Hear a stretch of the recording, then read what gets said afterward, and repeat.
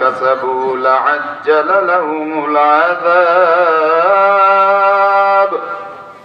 بل لهم موعد لن يجدوا من دونه موئلا وتلك القرى أهلكناهم لما ظلموا وجعلنا لمهلكهم موعدا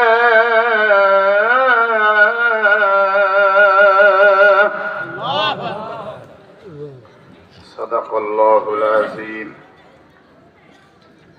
وقال رسول الله কলিজার ভালোবাসা নিয়ে সকলেই পড়ছি সাল্লাল্লাহু আলাইহি ওয়াসাল্লাম আল ঈমান বাইনাল খাউফি ওয়ার রাজা আও কামা ক্বালা আলাইহিস সালাতু ওয়াস সালাম আল্লাহুম্মা সাল্লি আলা মুহাম্মাদিন ওয়া আলা আলি মুহাম্মাদ كما صليت على إبراهيم وعلى آل إبراهيم إنك حميد مجيد اللهم بارك على محمد وعلى آل محمد كما باركت على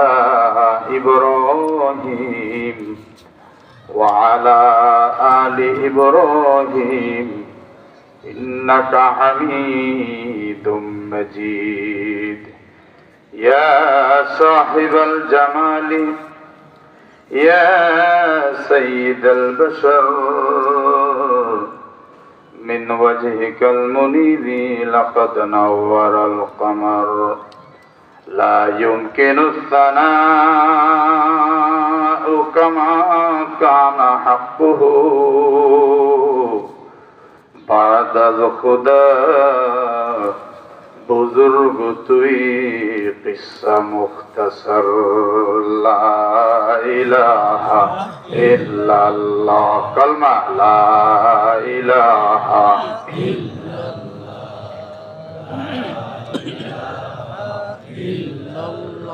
মোহাব্বতের কলিজার আওয়াজ দিয়ে কি আর একটু জোরে সোরে বলা যাবে লা ইলাহা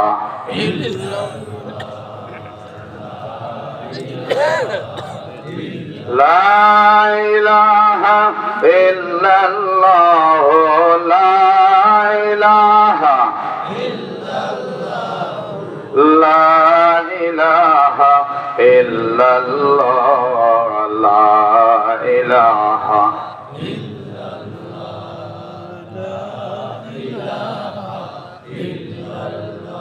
शजर में हजर में तेरे रंग बू है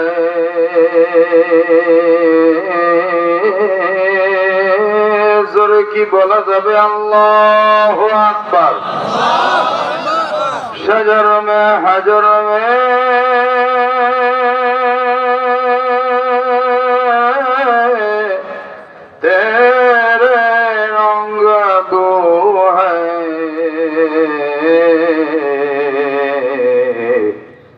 जिधर देखता हूँ उधर तू ही तू है ला इलाहा इल्लल्लाह ला इलाहा ला इलाहा इल्लल्लाह ला इलाहा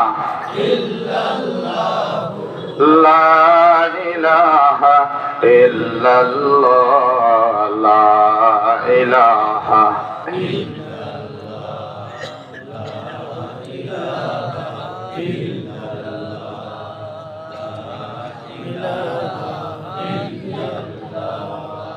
उतर कर हरा से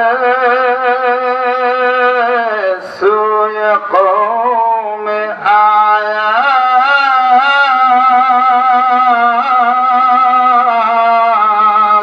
কি বলা যাবে মারহাবা? उतर कर हरा से सोया कौम आया और एक नुस्खा कीमिया साथ लाया ला इलाहा इल्लल्लाह ला इलाहा ला इलाहा इल्लल्लाह ला इलाहा ला इलाहा इल्लल्लाह ला इलाहा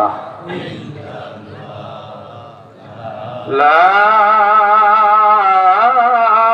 इलाहा इल्लल्लाह मुहम्मदुर रसूलुल्लाह सल्लल्लाहु अलैहि वसल्लम। আলহামদুলিল্লাহ,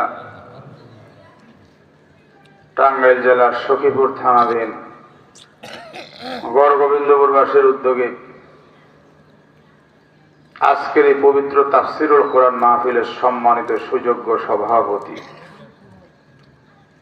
জনাব সাহেব সদর মুহতামিম দাবাইল গোহেলবাড়ি জামিয়া আশরাফিয়া মাদ্রাসা এবং তিনি আমাদের মুরব্বী শাইখুল হাদিস সাহেব হুজুর হযরতুল আল্লাহ মাওলানা আব্দুর রশিদ সাহেব হুজুর এখানে উপস্থিত আছেন। হুজুর বয়োবৃদ্ধ হয়ে গেছেন, মাযুরও হয়ে যাচ্ছেন। হুজুরের জন্য আমরা দোয়া করছি, আল্লাহ তাআলা হুজুরকে আমাদের মাঝে আরো যুগ যুগ ধরে সুস্থতার সাথে রাখেন এবং দ্বীনি খেদমত আরো বেশি বেশি করে যাওয়ার তৌফিক দান করেন। আমিন। সেই সঙ্গে আমার আগে আলোচনা করলেন মুফতি মাসউদুর রহমান সাহেব, আপনাদেরই ইমাম সাহেব হুজুর, চমৎকার আলোচনা করলেন লম্বা সময়। আমি দোয়া করি আল্লাহ তাআলা তাঁকেও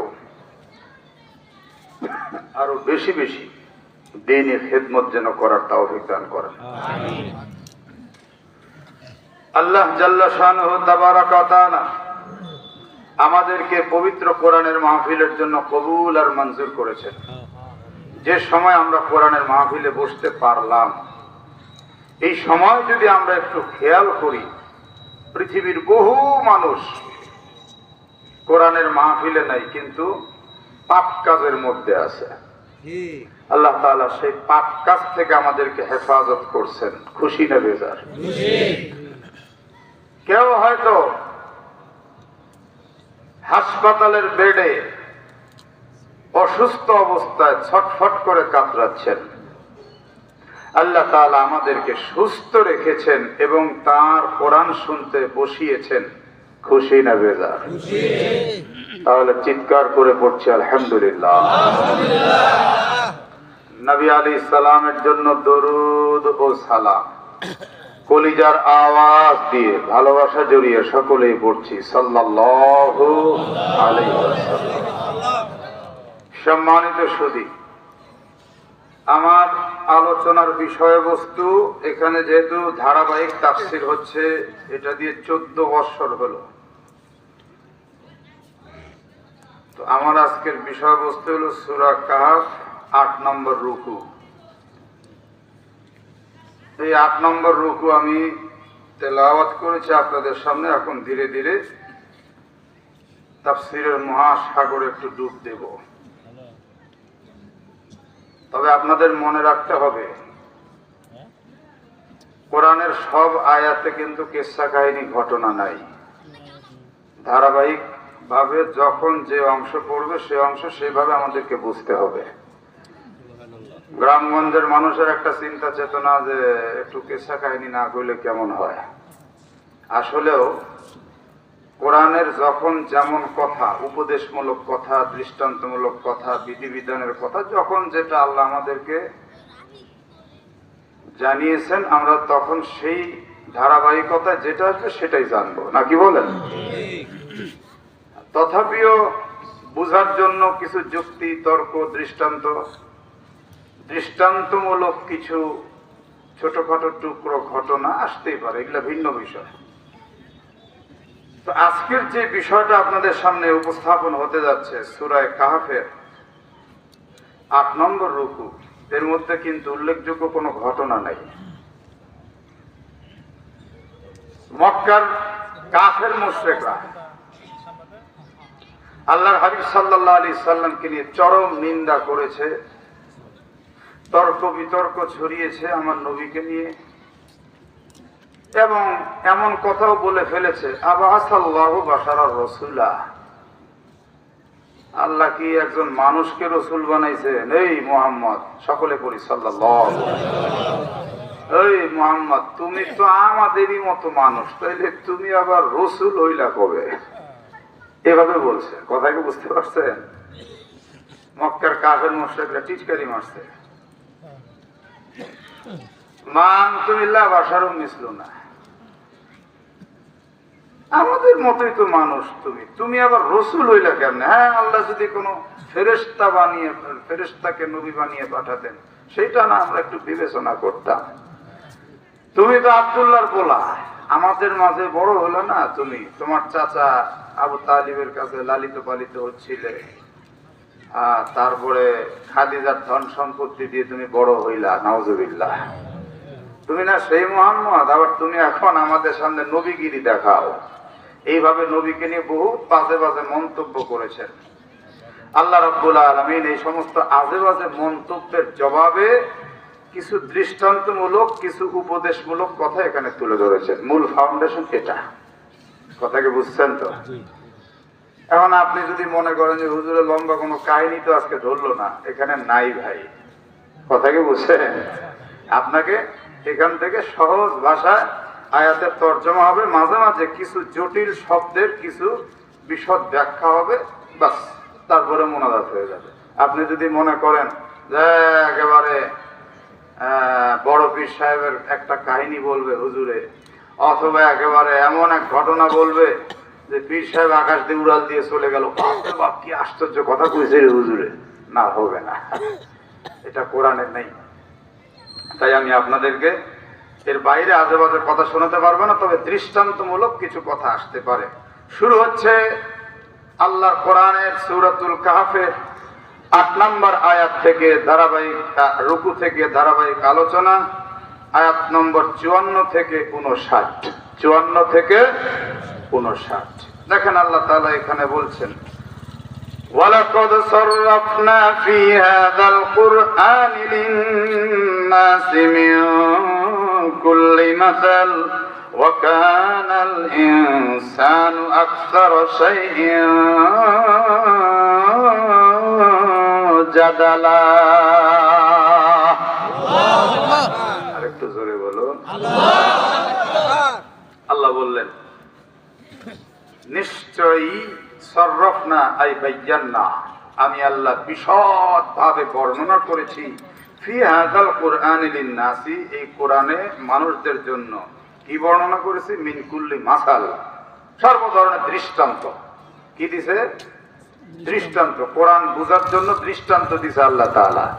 আর আমরা যখন বক্তারা বক্তব্যের সময় দৃষ্টান্ত দিই, কারো গায়ে লাগে, তখনই কয় হুজুর কোরআন কয় নাই, হুজুর উল্টা পাল্টা কিছু কইছে। আচ্ছা বলেন তো, এ কোরআন কি কুকুর শিগাল এদের জন্য? না। এ কোরআন কি ফেরেশতার জন্য? না। এ কোরআন কার জন্য? বলেন না, কার জন্য? মানুষের জন্য। তো কোরআন বলতে গিয়ে যদি মানুষের সাথে জীবনের যদি মিল না দেওয়া হয়, আর মিল দিতে গেলে যদি আপনার বিরুদ্ধে যায়, আপনি তখন বলবেন হুজুর এগুলা ঠিক করে নাই। কি আজীব কথা! এই ঝামেলাগুলো তো আমাদের নবীর জামানায় ছিল, কথা বুঝেন নাই? আল্লাহর নবী বলছেন, এই কেউ মূর্তি পূজা করো না। তখনই বলছে, এই মুহাম্মদ, তুমি না আমাদের মতোই মানুষ, তুমি আবার নবীগিরি কবে থেকে দেখাও? এই কথাই ওই সময় ছিল। আল্লাহ রাসূল বলছেন, খবরদার, তাকদীরের মালিক একজন, ওই আল্লাহ তোমার ভাগ্য নির্ধারণ করবে কি হবে না হবে। কোন দেবতা, কোন মূর্তি তোমার ভাগ্য নির্ধারণ করতে পারবে না। পৃথিবীর কোন মানুষ তোমার ভাগ্য নির্ধারণ করতে পারবে না। খবরদার, সব কিছু থেকে মুখ ফিরিয়ে এক আল্লাহমুখী হও। আপনারা একটু চিৎকার করে বলেন, সব কিছুর মালিককে। তখনই ওই জাতি বলছে, মোহাম্মদ আসলে পাগল হয়ে গেছে। আপনারা যারা নবীর প্রেম কলিজার মধ্যে রেখেছেন, ভালোবাসা জড়িয়ে একটু চিৎকার করে আনন্দ চিত্তে আল্লাহকে শুনিয়ে দেন, আমাদের নবী কি পাগল ছিলেন? মা সাহিবুকুম বিমাজনুন।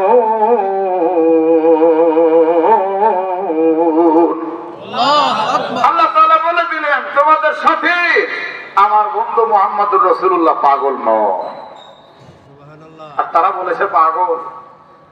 যখনই হক কথা নবী বলছেন তখন পাগল বলেছে, জাদুকর বলেছে, মিথ্যাবাদী বলেছে। এখনো যারা ওয়ারাসাতুল আম্বিয়া, নবীর ওয়ারিস উলামায়ে কেরাম, তাদেরকেও অনেক আজে বাজে মন্তব্য করেই যাচ্ছে। একটা জাত আছে, আপনাদের সখীপুরে বোধহয় নাই, তো থাকলে একটু জোরে বলেন আছে। ওয়াকানাল ইনসানু আকসারা শাইইন জাদালা।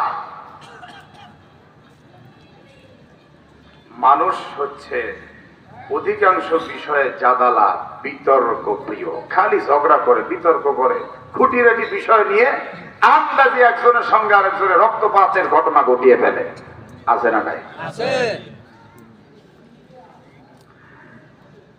এই আয়াতের মধ্যে প্রায় সব তাফসীরে এসেছে আল্লাহর নবী সাল্লাল্লাহু আলাইহি ওয়াসাল্লাম গভীর রাত্রিতে একদিন তিনার মেয়ে ফাতেমার বাড়ি গেলেন। জোরে বলেন কার বাড়ি? ফাতেমার বাড়ি চেনেন তো আপনারা? চেনেন না? চেনেন? কোন জায়গায় ছিল? এক ভাই সঠিক বলছে, যাইনি বুঝি। ঠিকই তো, যাইনি। মুসলমান হবে সাদা মাটা, কথা কন ঠিক না? যারা হাজী সাহেব গেছেন তারা দেখছেন না, মদিনায় মসজিদে নববীর অপোজিটে ছোট ছোট তিনটা স্মৃতি বিজড়িত মসজিদ এখনো রাখা হয়েছে। মসজিদে আবু বকর, মসজিদে ওমর, মসজিদে আলী। আছে না নাই? মসজিদে আলী, ওইখানেই তো হযরত আলী রাদিয়াল্লাহু আনহুর বাসস্থান ছিল। তো ফাতেমার বাড়ি তো ওইটাই। আর আমার নবী কোথায় ছিলেন? যেখানে রওজা আতহার, সেইখানেই তো আমার নবী ছিলেন। ওখান থেকে ফাতেমার বাড়ি যাইতে কয় ঘন্টা লাগে?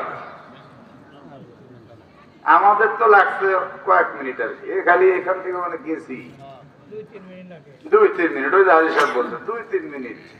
তো নবী এক কদম 2 কদম করে গেছেন। উদ্দেশ্য কি জানেন? যে আমার মেয়ে আর মেয়ে জামাই রাতের গভীরে শুধু কি পড়ে পড়ে ঘুমায়, না অন্ধকার রজনীতে নির্জনে নীরবে আল্লাহকে একটু ডাকে। বিয়ে দিয়েই শেষ করে দেয়নি, বিয়ের পরেও খবর নিচ্ছেন আমার নবী। নবী আমার এমন একটা গার্ডিয়ান, এমন একটা অভিভাবক, বিয়েই উনি একদম আলহামদুলিল্লাহ পড়ছেন এমন না, তারপরে জামাই সহ আমলের পরীক্ষা নেওয়ার চিন্তা করেছেন। আর একটু জোরে বলো সুবহানাল্লাহ। প্রিয় হাজিরানে মজলিস, আমার নবীকে কেউ যদি অভিভাবক রূপে চোখ দিয়ে দেখতে চান, সে হবেন পৃথিবীর শ্রেষ্ঠ অভিভাবক। অনুকরণ যদি করেন অভিভাবকত্ব, সে হবেন পৃথিবীর শ্রেষ্ঠ অভিভাবক। আমার নবীকে যদি কেউ নেতৃত্বের দিকে ফলো করেন, আমার নবীর নেতৃত্ব যদি কেউ অনুকরণ করতে থাকেন, সিস্টেমটা, সেই লোকটাও কিন্তু পৃথিবীর শ্রেষ্ঠ নেতৃত্ব দানকারী একজন হয়ে যেতে পারেন। আমার নবীজিকে কেউ যদি স্বামী হিসাবে দেখতে চায়, নবী কেমন স্বামী ছিলেন, তাহলে সেও কিন্তু পৃথিবীর শ্রেষ্ঠ স্বামী হয়ে যাবে। কারণ আমার নবীর প্রতি প্রত্যেকটা বিবিদের একদম প্রাণ খোলা ভালোবাসা ছিল। কারণ ছিল, আমার নবীজি জীবনে কোনোদিন কোন বিবির সঙ্গে রূঢ় ব্যবহার করেননি। আমার নবী জীবনে কোনোদিন কোন স্ত্রীকে ধোঁকাও দেননি, ঠকানোনি। বরং আমার নবীজি প্রত্যেকটা স্ত্রীকে সদা সর্বদা সহযোগিতা করে গেছে। আমার নবীকে যদি কেউ আমানতদার হিসাবে দেখে, তাহলে কিন্তু সে পৃথিবীর শ্রেষ্ঠ আমানতদার হয়ে যেতে পারবে ফলো করলে।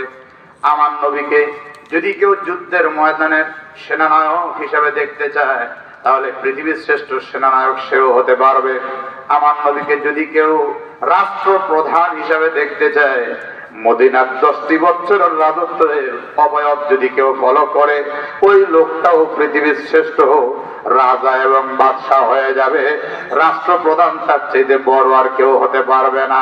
তার মানে আমার নবী এমন একজন মডেল, আমার নবীর প্রত্যেকটা সাইড আপনি লক্ষ্য করলেই দেখবেন তার চাইতে উত্তম আদর্শের নমুনা দ্বিতীয় আর কারো মধ্যে নেই। লাকাদ কানা লাকুম ফি রাসূলিল্লাহি উসওয়াতুন হাসানা। একটু চিৎকার করে বলুন তো, আমার নবীর চাইতে শ্রেষ্ঠ আদর্শবান আর কেউ কি হতে পারে? নবীজি হযরত আলী আর ফাতেমার ঘরের কাছে গিয়ে বললেন, এই আলী ফাতেমা, আলা তুসাল্লিয়ানি মিনাল লাইল, তোমরা কি রাত্রে খালি পড়ে পড়ে ঘুমাচ্ছ না রাতের বেলা একটু নামাজ কালাম পড়তেছো? সুবহানাল্লাহ। জিজ্ঞেস করছেন, তখন হযরত আলী কি উত্তর দিয়েছেন জানেন? এক আজীব উত্তর দিয়েছেন। হযরত আলী রাদিয়াল্লাহু আনহু বললেন, ইয়া রাসূলুল্লাহ, ইয়া হাবিবাল্লাহ, আমাদের প্রাণ তো আল্লাহর হাতে। আল্লাহ যখন ঘুম থেকে জাগাবেন তখন নামাজ পড়ব। হযরত আলী কি ভুল বলছে? শ্বশুর প্রশ্ন করছে, তোমরা কি খালি ঘুমাও না রাত্রে কিছু নামাজ কালাম পড়ো? আর হযরত আলী বলছেন, প্রাণ তো আল্লাহর হাতে, হুজুর উনি যদি জাগায় দেয় তাহলে চিন্তা করবো। এই নামাজ বলতে কোন নামাজের কথা নবী বলেছেন? এই নামাজ হলো তাহাজ্জুদের নামাজ।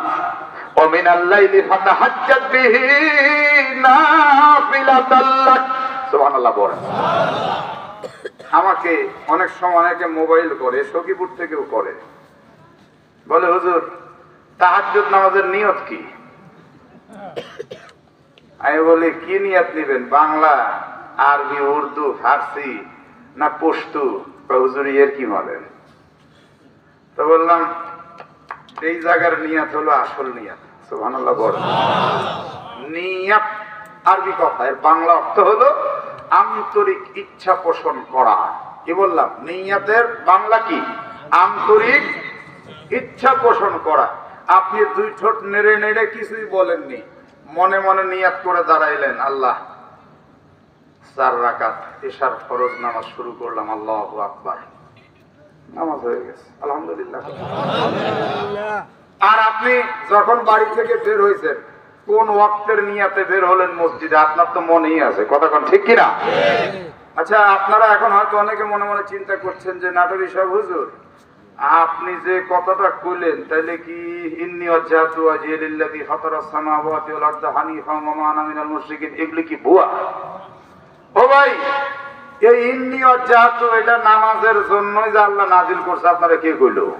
এটা বগদাদি কায়দায় আগলা আমলের কিছু মুন্সি হুজুররা এগুলা বানাই দিয়ে গেছে, কথা কি বুঝতে পারছেন? এখন কথা হলো, একজন লোক মসজিদে প্রবেশ করেছে, মসজিদে প্রবেশ করে দেখছে যে ইমাম সাহেব আল্লাহু আকবার বলে রুকুর মধ্যে গেল। এই লোকটা তখন গিয়ে দাঁড়িয়ে শুরু করলো, নাওয়াইতু আন উসাল্লি লিল্লাহি তাআলা আরবা'a রাকাতি সালাতিল ইশাই ফারদুল্লাহি তাআলা ইক্তাদাইতু বিহাযাল ইমাম মুতাওয়াজ্জিহান ইলা জিহাতিল কাবাতিশ শরীফাতি, আল্লাহু আকবার। এতক্ষণে রুকু শেষ, সামি আল্লাহু লিমান হামিদা কয়ে ফেলছে। ও তখন চিন্তা করে, ইমাম সাহেব যে এত তাড়াহুড়া করে, আসলে আজকালকার ইমামদের মনের মধ্যে ব্যারাম ঢুকছে, আমি না হয় তুরন কুচে কুচে রুকু হইল কেমনে? লাগায় পড়ে পেঁয়াজ, মসজিদের মধ্যে লাগায় গন্ডগোল। আরে মিয়া সাহেব, আপনি না হয় তুরন কুচে কুচে তো আপনার রাকাতই শেষ, কথা বলেন না কেন? ওখানে আপনার জন্য নাওয়াই তুরন বলা ফরজ ছিল না? আপনি যে আন্তরিক ইচ্ছা পোষণ করেছেন, গিয়ে আপনি রুকুতে শরীক হন, কমপক্ষে এক তাসবিহ পরিমাণ যদি আপনি রুকুতে থাকতে পারেন, আপনার জন্য রাকাত কমপ্লিট হয়ে গেল। ইসলাম কত সহজ দেখছে, আমরা বানাইছি কঠিন। এখন এই তাহাজ্জুদের নিয়ত জানতে চাইছে আমার কাছে, আমি বললাম এটা মন থেকে যা বলবেন তাই হবে। কয় হুজুর তাইলে তাহাজ্জুদ কয় রাকাত করে পড়বো? তো বলছি। কয় হুজুর তাইলে এই তাহাজ্জুদের এই সূরা কি? আচ্ছা বলেন তো, তাহাজ্জুদের আবার সূরা কি কোরআনের বাইরে আলাদা কিছু আছে নাকি? তো আমি তখন বললাম যে তাহাজ্জুদের সূরা তো আমার জানা নাই। কয় হুজুর আপনি এত বড় হুজুর, আপনি তাহাজ্জুদের সূরা জানেন না, তাইলে আপনি কিসের হুজুর? তো বললাম যে মিয়া, আপনাদের এই ব্যাপক প্রশ্ন আর এই বিতর্ক, এই ঠুনকো কারণে, বিতর্কের কারণে ইবাদতগুলি বনি ইসরাঈলদের মতো জটিল হয়ে যাচ্ছে। তাহাজ্জুদের কোন সূরা নাই, কোন নামাজেরই নির্দিষ্ট করে জবরদস্তি কোন সূরা নাই। আপনার যে সূরা যেখান থেকে সহজ হয় ওই সূরায় আপনি পড়বেন। বলুন সুবহান। সম্মানিত উপস্থিতি, বিভিন্ন নামাজ নিয়ে, নামাজের বিভিন্ন বিতর্কিত প্রশ্ন নিয়ে এই এক সপ্তাহ আগে আমার একটা বই পাবলিশ হয়েছে। নামাজ শিক্ষার অনেক বই আপনাদের কাছে আছে, কিন্তু বিতর্কিত প্রশ্নের নিরসন অনেকের কাছে নাই। লাইব্রেরিতে গেলে এরকম জমা করা কথা হঠাৎ করে পাবেন না। দেখবেন আমাদের সমাজের এক শ্রেণীর ভাইরা আছে, মসজিদে গিয়ে বলবে রফিয়া দান করতে হবে, হাত এরকম তুলতে হবে। কথা বলেন না কেন? সহিহ মুসলিমের হাদিসের মধ্যে আল্লাহ রাসূল বলেছেন, কান্নাহা আযনাবু খাইলিন সুমুসিন, ঘোড়া কুক্ষিত লেজের মতো এরকম হাত বাড়ি মারো কেন? সুবহানাল্লাহ বলেন না কেন? আবার দেখবেন এই যে আত্মাহিয়াতে বসলে কিন্তু হাত এরকম, আঙ্গুল এরকম এরকম এরকম বসে কথা কয় না রে যুবকেরা, আছে না নাই? সহিহ মুসলিমের হাদিসের মধ্যে আল্লাহ রাসূল বলছেন ঘোড়ার কুক্ষিত লেজের মতো এরকম এরকম করো কেন? এখন ওরাও এর পক্ষে হাদিস দেখাচ্ছে, এর বিপক্ষে হাদিস আছে, সমাধানটা কি? কথা বলে না, জানার দরকার আছে না নাই? হাত বুকের উপর বাঁধবেন না নাভির নিচে বাঁধবেন, এর সমস্যার সমাধানের দরকার আছে না নাই? আমিন আস্তে বলবেন না জোরে বলবেন, সমাধানের দরকার আছে না নাই? নারী আর পুরুষের নামাজ একই না আলাদা? এই দেখেন, কেউ বলছেন এক, কেউ বলছেন আলাদা। আমার সম্মানিত আহলে হাদিসের ভাইরা বলে নারী আর পুরুষের নামাজ একই। সল্লু কামা রাআইতুমুনি উসাল্লি। আরে মগার ঘরের মগা সল্লু, এটা তো হলো জুমা মুজাক্কার হাজিরের সিগা, মুজাক্কার হাজির। সল্লু বলে আল্লাহ রাসূল পুরুষদেরকে হুকুম দিলেন। আর বুখারীর এই হাদিসটা দিয়ে যে আপনারা দলিল দিচ্ছেন, এই হাদিসের মধ্যে আসছে একদল পুরুষ আল্লাহ রাসূলের কাছে গিয়েছিলেন। সুবহানাল্লাহ বলেন। তো সেখানে রাসূল বললেন নারী আর পুরুষের নামাজের কথা আসলে আলাদা না এক হবে, এই ব্যাপারে একটা সমাধানের দরকার আছে না নাই? এই যে আর 2-4 দিন পরে ইনশাআল্লাহ আল্লাহ তাওফিক দিলে রমজান মাস আসবে। রমজানে তারাবি কয় রাকাত যেন? 20 রাকাত। আওয়াজ কমে গেল, তার মানে ভেজাল লোক আছে। এক আওয়াজে সকলে বলে দেন তারাবি কত রাকাত? 20 রাকাত। কিন্তু এক গ্রুপ বলবে তারাবি 8 রাকাত, হাদিস দিয়ে দলিল দিবে। আবার আরেক গ্রুপ আপনারাও বলছেন 20 রাকাত। আবার কেউ বলবে মক্কা মদিনায় তো 20 রাকাতই হচ্ছে, যে মক্কা চ্যানেল মদিনা চ্যানেল ধরো, দেখো 20 রাকাত তারাবি হচ্ছে। এই যে একটা গ্রুপিং, আসলে সমাধানটা কি বোঝার দরকার আছে না নাই? এইরকম চাষ, আওয়াবিন, তাহাজ্জুদ, ইশরাক, ঈদ, জুমা, যত নামাজের যত বিতর্কিত বিষয়াবলী আছে, এই বিষয়গুলো নিয়ে আমার একটা বই পাবলিশ হয়েছে এই এক সপ্তাহ আগে, নামাজের দলিল ও বিশ্লেষণ। এই বইটা আপনারা ওয়াজের পরে, মুনাজাতের পরে ইনশাল্লাহ মাঠে আমার গাড়িতে পাবেন, সবাই নিয়ে যাবেন। তো এখন কথা হলো, এই যে বিষয়টা আমরা যে শুনতেছি, আল্লাহ রসুল বললেন তার মেয়ে এবং জামাইকে যে তোমরা কি তাহাজ্জুদ পড়ো না রাত্রিতে খালি ঘুমাও? তো তাহাজ্জুদের সময়ও নবীজি এমন একটা গার্ডিয়ান, মেয়ে আর মেয়ে জামাইয়ের খবর নিতে গেছেন। একটু চিল্লা এখন আল্লাহু আকবার। তাহলে আমাদের ছেলে মেয়ের খবর নেওয়ার দরকার আছে না? রাত্রিতে আপনার ছেলে, আপনার মেয়ে পাশের রুমে ঘুমাচ্ছে না মোবাইলে কারোর সাথে যোগাযোগ করছে, বোঝার দরকার আছে না? এই ডিভাইস গুলো তাদের থেকে দূরে রাখার চেষ্টা করতে হবে। এই গভীর রাতে তারা আসলে মোবাইলের যদি চালায়, তাদের মেমোরি সমস্যা হয়ে যাবে, তাদের পড়ালেখার সমস্যা হয়ে যাবে। আজ থেকে ১৫০০ বছর পূর্বে আমার নবী কিন্তু এত সুন্দর শিক্ষা এবং রাস্তা আমাদেরকে দিয়ে গিয়েছেন। আমার নবীর মতো নবী, আমার নবীর মতো আদর্শবান পৃথিবীতে আর একটাও নাই, কিয়ামত পর্যন্ত হবে। হযরত আলী রাদিয়াল্লাহু আনহু বললেন, ইয়া রাসূলুল্লাহ, ইয়া হাবিবাল্লাহ, আল্লাহ রাব্বুল আলামিনের হাতের মধ্যে তো আমাদের প্রাণ। উনি যখন প্রাণ ফিরিয়ে দিবেন, জাগরিত করে দিবেন, তখন আমরা নামাজ পড়ব। এই যে একটা কথা হযরত আলী বললেন, আল্লাহ প্রাণ ফিরিয়ে দিলে নামাজ পড়বো। আচ্ছা বলেন তো, হযরত আলীর যদি প্রাণ না থাকে তাহলে উনি এই কথাটা বললো কি করে? যদি এই কথা উনি বলে থাকেন তাহলে নবীর সঙ্গে উনি রসিকতা করতে পারেন? তাও তো অবশ্যই করতে পারেন না। যদি নবীর সঙ্গে রসিকতা না করে থাকেন তাহলে এই কথাটা উনি বললেন কি করে? অথচ উনি তো জাগরিত আছেন। এই কথাটার অর্থ হলো মৃত্যু কিন্তু দুই প্রকার। একটু জোরে সরে বলুন, মৃত্যু কয় প্রকার? অনেকে চিন্তা করছেন হুজুরে কি কয়, মৌতের আবার প্রকার হয়? মরা তো মরাই, মরা তো মরা, এর আবার কিসের প্রকার প্রকার কি কইলেন হুজুর? আমি কোরআন থেকে আপনাকে এখন বলবো, সূরা জুমার আয়াত 42। কত নম্বর আয়াত বললাম?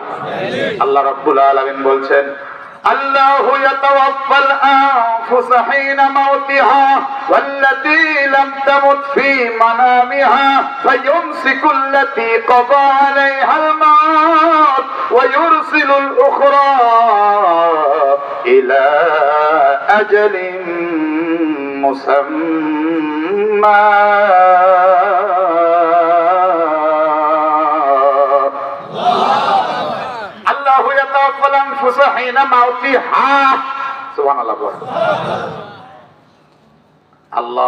আল্লাহ ইয়াতাওয়াফা হরণ করেন, টেনে বের করেন, আনফুস প্রাণ সমূহকে, হিনা মাউতিহা বান্দার মৃত্যুর সময়।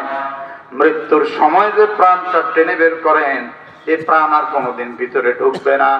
ওই লোকটা একদম চিরস্থায়ী মৃত্যুবরণ করে ফেললো, আর কোনোদিনও সে পৃথিবীতে জিন্দা হবে না। ওয়াল্লাতী লাম তামুত ফী মানামিহা ফায়ুমসিকুল্লাতী ক্বাদা আলাইহাল মাউতা ওয়া ইউরসিলুল উখরা ইলা আজালিন মুসাম্মা। লাম তামুত, আল্লাহ বলেন যে মৃত্যুবরণ করেনি, আমি আল্লাহ ফি মানামিহা ঘুমের মধ্যে তার প্রাণটাও টেনে বের করে নিয়ে হরণ করে ফেলি। সে যখন ঘুমিয়ে গেছে, ওই ঘুমের মধ্যেও তার প্রাণটা আমি আল্লাহ তাআলা বের করে নিয়েছি নির্দিষ্ট একটা সময়ের জন্য। নির্দিষ্ট সময় হলে আমি আবার ফেরত দিয়ে দিই। যদি তাকে জানটা আল্লাহর ফেরত না দেন, ওই লোকটা জীবনেও আর ঘুম থেকে জাগরিত হতে পারবে না। হতে পারে এই ঘুমটা তার জীবনের শেষ ঘুম।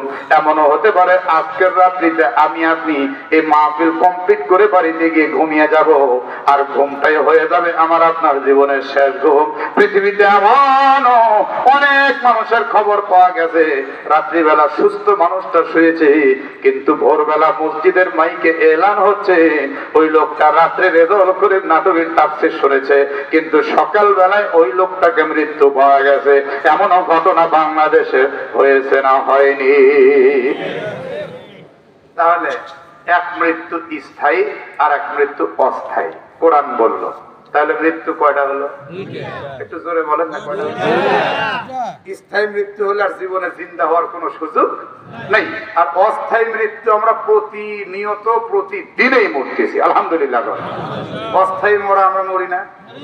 আল্লাহ বলছেন তো, আল্লাতী লাম তামুত ফী মানামিহা। নাওমুন মানে ঘুম, নাওমুন মানে কি? আল্লাহ বলছেন এই ঘুমায় যখন মানুষ যায় তখন তার প্রাণটাকে আমি হরণ করি, টেনে বের করে নিই।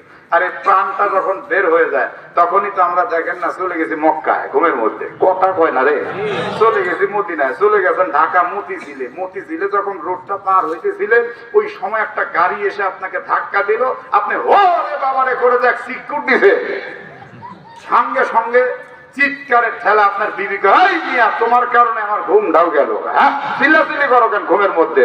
কয় আমার তো সব শেষ। কি শেষ হয়েছে তোমার? তখন কাঁপতেছে, থরথর করে কাঁপতেছে। বলে তোমার শেষটা হইলো কি? বলে মতিঝিলে গাড়িটাতে ধাক্কা দিল, গাড়ি কই গেল? কয় তোমার আসলে মাথা নষ্ট হয়েছে। কি এর গাড়ি? তুমি কি কও? তুমি সখীপুরের পাহাড়ের মধ্যে ঘুম পাড়তেছো আর তুমি কও মতিঝিলের গাড়ি। একটু আওয়াজ করে বলেন এরকম ঘটনা ঘটে না ঘটে না? এটা কোরআনের বাস্তব কথা। তাই তো হযরত আলী রাদিয়াল্লাহু আনহু বললেন, আল্লাহ প্রাণ না ফিরিয়ে দিলে আমরা কেমনে নামাজ পড়বো? সুবহানাল্লাহ। হযরত আলী তো ঘুমিয়েছিলেন, ফাতেমা রাদিয়াল্লাহু আনহা ঘুমিয়ে স্বামী স্ত্রী একসঙ্গে ঘুমাচ্ছেন। আল্লাহ রাসূল বললেন, আলা তুসাল্লিয়ানি মিনাল লাইল, তোমরা কি খালি পড়ে পড়ে ঘুমাও না, একটু রাত্রিবেলা নামাজ কালাম পড়ো। হযরত আলী বললেন, আল্লাহর হাতে আমাদের প্রাণ, আল্লাহ প্রাণ ফিরিয়ে দিলেই না নামাজ পড়বো। হিনা মাউতিহা ওয়াল্লাতী লাম তামুত ফি মানামিহা ফায়ুমসিকুল্লাতী ক্বাদা আলাইহাল মাউত।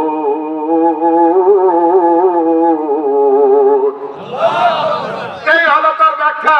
হযরত আলী যখন এই কথা বলছেন, নবী তো জানেন এটা কোরআনের কথা, আলী তো ঠিকই বলছে, কথা কর না কেন? আল্লাহর নবী তখন হযরত আলীকে আর কিছুই বলতে পারলেন না। আল্লাহু আকবার, জোরে কর। তাতে করে কি বোঝা যায়? হযরত আলীর গভীর জ্ঞান আছে না নাই? হযরত আলী রাদিয়াল্লাহু আনহু চতুর্থ নম্বর খলিফা। কত নম্বর খলিফা? নবীর পরে আমাদের চার খলিফার নাম জানা আছে আপনাদের? এক নম্বর কি বলেন তো? দেখছেন অবস্থা, অর্ধেক লোকই পারলেন না আপনারা। এক আওয়াজে বলেন আবু বকর, জোরে বলেন। দুই নম্বর ওমর, দুই নম্বর কি? তিন নম্বর জোরে বলেন। চার নম্বর আলী রাদিয়াল্লাহু আনহু আজমাইন। এই যে চারজন, আবু বকর সিদ্দিক, উমরে ফারুক, উসমানে গনি, আলী রাদিয়াল্লাহু আনহু। এই হযরত আলী কিন্তু একটা ভিন্ন ধরনের জ্ঞানী লোক ছিলেন, যেন তেন লোক উনি ছিলেন না, উপস্থিত চরম বুদ্ধি ছিল। হযরত আলী রাদিয়াল্লাহু আনহু যখন খলিফা, সেই সময়ে তিনার বাসভবনের সামনে তিনার এলাকার মানুষজন এসে হইচই করছে, একে অপরের কানের কাছে মুখ নিয়ে কেউ আবার ফিস ফিস করছে, কেউ আবার সমালোচনা করছে। হযরত আলী রাদিয়াল্লাহু আনহু এবার বের হয়ে এসে বললেন, কি চাই আপনারা, এমন কেন করছেন? বলে, হুজুর আমরা একটা সমস্যার মধ্যে পড়ছি একজন ব্যক্তিকে নিয়ে। বলে, কি সমস্যার মধ্যে পড়ছেন? হুজুর, এই যে একটা মানুষকে আপনি দেখতে পাচ্ছেন, আপনার কাছে ধরে নিয়ে আসছি। এই মানুষটাকে আমরা ছোট্টবেলা থেকে জানি, মানুষটা হিজড়া। একটু জোরে জোরে বলেন না কি? তাকে আমরা জানি সে একজন হিজড়া, তার চলনে বলনে আমরা বুঝে ফেলেছি সে একজন হিজড়া। সে যখন আস্তে আস্তে আস্তে আস্তে বড় হলো, বড় হবার পর দেখতে পেলাম সে একটা মেয়েকে বিয়ে করেছে। বিয়ে করার পরে সেই স্ত্রীর গর্ভে আবার একটা সন্তান হয়েছে। তখন আমরা সবাই বুঝে নিলাম সর্বনাশ করছে, এতদিন আমাদের চিন্তা ভুল ছিল। এই মেয়েটা এটা আসলে মেয়ে না, হিজড়াও না, এটা একটা ছেলে, যেহেতু সে সন্তানের বাবা হয়ে গেল। কিন্তু কি আশ্চর্যের ব্যাপার, সঙ্গে সঙ্গে সে আবার আরেকটা পুরুষের সঙ্গে বিয়েও বসলো। হুজুর, এক বছরের মাথায় দেখলাম সে নিজে আবার গর্ভবতী হয়ে সন্তান প্রসব করলো। এখন আমাদের মাথায় ধরতেছে না এটা কি নারী না পুরুষ নাকি হিজড়া, আমরা কিছুই বুঝতেছি না। এক বছরে সে সন্তানের মা, আরেক বছরে আবার সন্তানের বাপ, এইটা কি কোনোদিন হয় হুজুর? একই মানুষের মধ্যে গর্ভ ধারণ করা এবং পিতার হওয়ার যোগ্যতা দুই রকমই আবার কেমনে থাকে, আমরা তো বুঝলাম না হুজুর। হুজুর, আপনি আমিরুল মুমিনিন, মেহেরবানি করে আপনি একটু আমাদেরকে সমস্যার সমাধান দিয়ে দিবেন। হযরত আলী রাদিয়াল্লাহু আনহু ডাকতে বললেন, এই সমস্যার সমাধান অতি সাধারণ একটা সমাধান আছে, কিন্তু তোমরা কেউ চিল্লাচিল্লি করতে পারবা না। আপনারা একটু জোরে বলুন তো, এই সমস্যার সমাধান জানার দরকার আছে না নাই? শুনবেন? আচ্ছা, তার আগে মূল কথা শুনেন, এটা থামেন। হযরত আলী বলছেন, প্রাণ আল্লাহ ফিরিয়ে দিলি না নামাজ পড়বো, মনে আছে না নাই? আচ্ছা, এই লোকটা এখানে থাক, সে নারী না পুরুষ, কি ফয়সালা আসবে দেখবো। হযরত আলী রাদিয়াল্লাহু আনহু এই কথা বলার পর আল্লাহর নবী একটা জবাব দেননি। কোন জবাব না দিয়া নবীজি যাচ্ছেন, আর এই যে হাতটা পুরোর উপরে এরকম করে মারছেন, আর এই যে সূরা কাফের 54 নম্বর আয়াতের শেষ অংশটুকু বলতেছেন, ওয়াকানাল ইনসানু আকসারা শাইইন জাদালা, ওয়াকানাল ইনসানু আকসারা শাইইন জাদালা। আল্লাহু আকবার বলনা কেন? তার মানে হযরত আলীর জবাবে নবী কিছু কইতে পারে নাই তো মেজাজ গরম করে নিজেই নিজের রানের মধ্যে মারতে বের বুঝাচ্ছে মানুষ হয় খুব তর্কপ্রিয়, মানুষ অধিকাংশ ক্ষেত্রে খুব তর্কপ্রিয়। তার মানে আমি তোমারে কইলাম নামাজের কথা, তুমি কইলে প্রাণ ফিরে দেওয়ার কথা, তোমার কথা ঠিকই আছে কিন্তু তর্ক করো কেন? একটু চিল্লা কর না, আল্লাহু আকবার। শ্বশুর জামাই যদি একটু রসিকতা করে বুঝতে হবে দিলের মধ্যে মহব্বত দিয়ে ভরা। আর শ্বশুর জামাই যদি রসিকতা না থাকে, বুঝবেন শ্বশুর জামাইয়ের দিলের মধ্যে অনেক দূরত্ব আছে না? হ্যাঁ, আপনারা একটা জিনিস খেয়াল করে দেখেন, এই আমাদের দেশের যে কিছু শ্বশুর জামাই আছে, মহাব্বত কমতে কমতে এমন কমছে, এইটা তো ছিল না বিয়ের সময়। তো একেবারে সুন্দর মহাব্বত ছিল, আস্তে আস্তে দূরত্বটা হলো কেন? শ্বশুর বাড়ি থেকে মাঝে মাঝে নেওয়ার অভ্যাস তৈরি করেছে, এজন্য শ্বশুরও একদম তিতা হয়ে গেছে। আছে না এরকম কিছু? না, খালি ধান্দা করে, খালি ধান্দা করে। বিয়ের সময় একেবারে মনে হয় যে এর মতো বড় ভালো লোক আর একটাও নেই, কিন্তু বিয়ে যখন ঠিক হয়ে গেল এর মতো ফকির মনে হয় দুনিয়াতে একটাও নেই। ছেলের বাবা মেয়ের বাবার কাছে এসে বলছে, আসসালামু আলাইকুম বিয়াই। ওরে বাপরে, মনে হয় ঈদ মোবারক লাগছে। ওয়ালাইকুম সালাম। বিয়াই সাত সকালবেলা বলে, আমি ডায়াবেটিসের রোগী, তো ওই জন্য সকালে একটু হাঁটাহাঁটি না করলে আমার আবার চলে না। বিয়াই, আমি আসলে এত মুগ্ধ আপনার মতো একজন বিয়াই পেয়ে। বলে, কেন? মুগ্ধতার কি আছে? বলে, মুগ্ধতার ঘটনা আছে, কারণ আপনার মেয়েকে আমি নিয়ে যাচ্ছি আমার বৌমা করে। আসলে সে তো আমার বৌমা হবে না, সে হবে আমার নিজের কলিজার টুকরা মেয়ে। আমার আজ থেকে আর একটা মেয়ে আমি মনে মনে ভেবে নিয়েছি, আর আমার ছেলেকে জন্মের পরে আমি নিয়ত করেছি, তাকে আর বিয়ে শাদী যদি করাই আমি তাকে দিয়ে কখনোই কোনো যৌতুক কারো থেকে নিব না। মেয়ের বাবা বুক ভরা নিঃশ্বাস নিয়ে বললেন, আলহামদুলিল্লাহ, আমি তো এরকমটাই চাচ্ছিলাম, এত ভদ্র জামাই। বলে, হ্যাঁ, দেখতে হবে না পাপটাকে। দম ফেলে এবার বলছে, বিয়াই, বিয়ের পরে জামাই কার? বলে, আমার। আপনার জামাইকে আপনি কি দিবেন এটা আপনার ব্যক্তিগত ব্যাপার, কিন্তু আমি কিছু বলবো না। বলেন, ভিক্ষা করে নাই, কিন্তু ভিক্ষার ভাব ধরতে ছাড়ে নাই। এবার বিয়ে হয়ে গেল। বিয়ের সময় সোফা সেট, খাট, লেপ তোশক থেকে শুরু করে এলসিডি মনিটর থেকে শুরু করে এভরিথিং যা দরকার 8-10 লক্ষ টাকা খরচ করে একদম ঘর সাজিয়ে দেওয়া হলো। কথা কয় না? দেয় না? দেয় না? বিয়ের 1 মাস পর হতে না হতে জামাইটা সুন্দরী স্ত্রীকে বলছে, আব্বাকে একটু ফোন দাও, মাত্র 50,000 টাকা লাগবে, ঔষধের দোকানদারি করি, ব্যবসা একটু মন্দা যাচ্ছে, আমি এটা হাওলাত স্বরূপ নিচ্ছি, আব্বাকে অল্প কিছুদিনের মধ্যে দিয়ে দিব, ব্যবসাটা খুব খারাপ যাচ্ছে।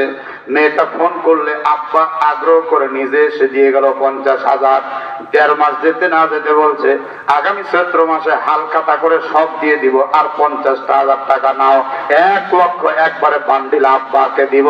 হালখাতা বুঝেন তো? আপনাদের এদিকে হয় নাকি?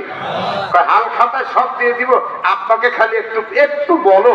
তখন মেয়েটা বলে, আমি আর বলতে পারবো না, আমার বাবা 10 লক্ষ টাকা খরচ করে যৌতুক স্বরূপ যা যা দিয়ে দিছে, আর এখন আপনি একবার নিলেন 50, আবার নেবেন 50। আমার বাবা বড় অসহায়, আমি আর চাইতে পারবো না। এবার কিন্তু 1 কদম 2 কদম করে স্বামী স্ত্রী দুইজনই চলে গেল নিজের একদম বাবার বাড়ি, শ্বশুর বাড়ি। যাওয়ার পরে যাইতে যাইতে মোটামুটি সন্ধ্যা হয়ে গেছে। সন্ধ্যাবেলায় আপনি এই মাজার পার বাজারে গিয়ে দেখলেন আর তেমন কিছুই নাই, আছে একটু সিলভার কাপ মাছ। আপনি চিন্তা করলেন, আমার জামাইকে এখন কি দিয়ে বা ভাত খাওয়াবো, আসছে এত রাত হয়ে গেল, সিলভার কাপ মাছ দিয়ে এখন খাক, সকালবেলা সখীপুরেতে গরু জবাই হবে, গরুর গোশত দিয়ে খাওয়াবো। সঙ্গে সঙ্গে রাত্রেবেলা যখন সিলভার কাপ মাছ দিয়ে খাচ্ছে, তখন জামাই মনে মনে চিন্তা করছে, সর্বনাশ, এর আগে একদিন মোবাইল করে আসিনি, হঠাৎ করে আসছি, তাই তো দিয়েছিল পাঙ্গাস মাছের কি সুন্দর কষানি তরকারি, আজকে আগেই একটু জানাইছি, তারপরেও কিন্তু দিল সিলভার মাছ। অন্তত ইলিশ মাছ তো নসিব হজুটার কথা ছিল, তা না দিয়ে দিল বাংলার ইলিশ সিলভার কাপ। এইটা কিন্তু হতে পারে না। এবার যখন স্বামী স্ত্রী দুইজনকে আলাদা একটা রুমে দিল, মাঝখানে একটা পার্টিশন, এই পাশে শ্বশুর আর শাশুড়ি। জামাই একটু পরে ঘুমের ভান ধরে বলতেছে, পাঙ্গাস খাবো। তখন শ্বশুর শাশুড়ি এরকম করে বলে, এটা তো ঘুমের তাল না, পাঙ্গাস খাওয়ার তাল, কি হলো? বলে, সিলভার খায় বোধহয় মাথা ঠিক নেই। শ্বশুর এবার বলতেছে, বাড়ির যায় খাও গা। যেমন শ্বশুর তেমন জামাই, যেমন জামাই তেমন শ্বশুর, যেমন কুকুর তেমন মুগুর। এই সম্পর্ক ভালো থাকবে কেমনে? ধান্দা করতে করতে শ্বশুর শাশুড়িকে একবারে চিতা বানিয়ে ফেলেছে। কথা বলেন না কেন, ঠিক কিনা? কিন্তু নবীর জামাই আর বেটি কি তাই? আল্লাহর নবী জামাইকে কিছু বলেন নাই, বলছেন ওয়াকানাল ইনসানু আকসারা শাইইন জাদালা। একটু চিল্লা এখন আল্লাহু আকবার। সম্মানিত উপস্থিতি, শুধুমাত্র দুনিয়াতে মানুষ বিতর্ক প্রিয় হবে তা কিন্তু নয়। তাফসীরে কুরতুবীর মধ্যে এসেছে কাল কিয়ামতের ময়দানেও আল্লাহ রাব্বুল আলামিনের সঙ্গে বান্দা বিতর্ক করতে থাকবে ডাইরেক্ট আল্লাহর সাথে। নাউজুবিল্লাহ, জোরে কথা। কেমনে বিতর্ক করবে? আল্লাহ রাব্বুল আলামিন একজন বেঈমান কাফের বান্দাকে ডাক দেবেন, এইদিকে আসো, তোমার একটু হিসাব নিকাশ নিব। একটু আওয়াজ করে বলেন তো, হিসাব নিকাশ আমাদের হাসরের ময়দানে হবে না হবে না? এতে কোনো সন্দেহ আছে বাবা? নিশ্চিত হবেই তো। এই কাফের লোকটা আসছে, বলে আল্লাহ কি হিসাব নিবেন বলেন। একদম মানে কোনো ভয় ভীতি ছাড়া বলছে, আল্লাহ কি হিসাব নিবেন বলেন। বলে নবী রাসূলদের ব্যাপারে তোমার চিন্তা চেতনা কি ছিল? বলে আল্লাহ আপনি নবী রাসূল পাঠাইছেন, এটা তো আমি বুঝতে পারছি, এটা ছাড়া আবার কি আমার চিন্তা থাকবে? ওরা ভালো লোক, এটা তো জানি। আল্লাহ রাব্বুল আলামিন বলেন তুমি কি তাদেরকে মানছিলে? বলে হ্যাঁ 100% মানছি, নো টেনশন। মানলে তুমি আবার বেঈমান কেমনে থাকলা? বলে আল্লাহ সেইটা তো আমি বলতে পারছি না, আমি ঈমানদার এটাই আমি কিন্তু জানি। এবার ডাক দিয়ে বলে বান্দা ইকরা কিতাবাক কাফা বিনাফসিকা আল-ইয়াওমা আলাইকা হাসিবা মা লিহাযাল কিতাবি লা ইগাদিরু সাগীরাতান ওয়ালা কাবীরাতান ইল্লা আহসাহা। তোমার যে কিতাব, এই কিতাবের মধ্যে কিন্তু কিছু নাই, একদম সব শূন্য আর শূন্য। কিতাব বলতেছে তুমি দুনিয়াতে একদম ধোঁকাবাজি করছো। তখন এই কাফের বান্দা বলবে আল্লাহ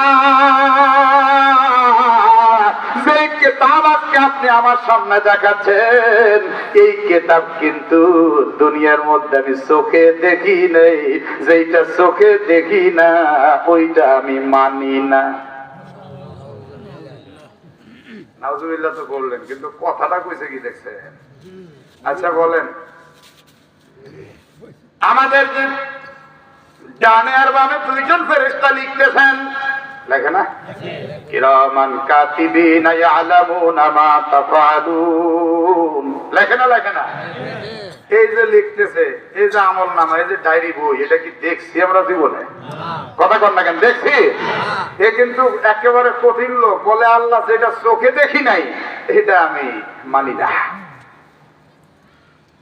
আল্লাহ বলেন তোমার সঙ্গে যে ফেরেশতাগুলি ছিল, এই ফেরেশতাগুলিও তো সাক্ষী দিচ্ছে তুমি তো কোনো ভালো কাজ করো নাই, তোমার তো ঈমান নাই, তুমি কিন্তু কাফের। সঙ্গে সঙ্গে বলে আল্লাহ একই প্রশ্ন আমার, আমি তো জীবনে কোনোদিন ফেরেশতাই দেখলাম না, আপনি বলতেছেন ফেরেশতা সাক্ষী। কোন ফেরেশতা কেমনে আমাকে দেখে রাখলো আমি তো বুঝতেই তো পারতেছি না। তখন কয় তুমি কি ফেরেশতা মানো না? বলে আমি ফেরেশতাও মানি না। আল্লাহর সাথে তর্ক শুরু করছে। আর দুনিয়া তো আমাদের মতো মোল্লা মুসল্লি তো শুধু মধু কুদু, কথা কর না, আমাদের সাথে তো তর্ক করবে। এই যে এত সুন্দর করে কোরআন দিয়ে যে বক্তব্য দেই, তারপরে যে ইউটিউবে আমাদের বক্তব্য যায়, আর এমন এমন কিছু গোয়ার ফোন করে। কয়েকদিন আগে নোয়াখালী থেকে একজন ফোন করে আমার সাথে এলোপাতারি তর্ক। আমি কই হাই হাই রে, দুনিয়া কি কিয়ামত হয়েছে, তুমি এরকম করো কেন? হ্যাঁ আপনি এটা করলেন কেন, ওটা করলেন কেন? আমি বললাম কোরআনে আছে, কোরআনে থাকলে কি সব বলতে হয় নাকি? দেখছেন অবস্থা? এই তো মানুষ। তা আল্লাহর সাথেও যায় তর্ক করবে কাল হাসরের ময়দানে, বলবে আল্লাহ আমি ফেরেশতাও মানি না। আপনার একটু চিল্লা বলেন, ফেরেশতা যদি কেউ না মানে তাহলে কি তার ঈমান থাকে? না। লাইসাল বিররা আন তুওয়াল্লু ওয়ুজুহাকুম কিবালাল মাশরিকি ওয়াল মাগরিব ওয়ালাকিন্নাল বিররা মান আমানা বিল্লাহি ওয়াল ইয়াউমিল আখির ওয়াল মালাইকা ওয়াল কিতাব ওয়ান নাবিয়্যিন। আল্লাহু আকবার। মালাইকা ফেরেশতাদের প্রতিও বিশ্বাস থাকতে হবে। তারা নূরের সৃষ্টি, তারা যখন ইচ্ছা তখন যেমন ইচ্ছা তেমন সূরত ধারণ করতে পারে। তারা নারীও না, তারা পুরুষও না, এর নাম হলো ফেরেশতা। লা ইয়াসুনাল্লাহা মা আমারহুম ওয়া ইয়াফআলুনা মা ইউমারুন। এরা আল্লাহর হুকুম এমন ভাবে মানে কখনোই অমান্য করে না। যাকে যে অবস্থায় যেমন রেখেছেন সে অবস্থায় তেমনই থাকবে। আল্লাহ হুকুম না পাওয়া পর্যন্ত সে অবস্থা থেকে সে এক যারা পরিমাণ নড়চড় হবে না। এর নাম কি? ফেরেশতা। এখন এই বেটা আমি ফেরেশতাও মানি না। আল্লাহ রাব্বুল আলামিন বলেন লৌহে মাহফুজের মধ্যেও কিন্তু লিখে আছে তোমার সব রেকর্ডে বলে তুমি কাফের, তুমি দুনিয়াতে কিচ্ছু মানো নাই। বলে আল্লাহ আমি লৌহে মাহফুজ চোখে দেখি নাই, হুদাই লৌহে মাহফুজ মানবো কোন দুঃখে? আউযুবিল্লাহ, জোরে কোন। বাল হুয়া কুরআনুম মাজিদুম ফি লাওহিম মাহফুজ।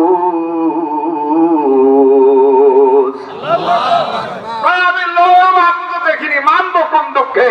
আমাদের এই পৃথিবীতে এক শ্রেণীর জাত আছে, এরা বলে যা চোখে দেখা যাবে না তা মানা যাবে না।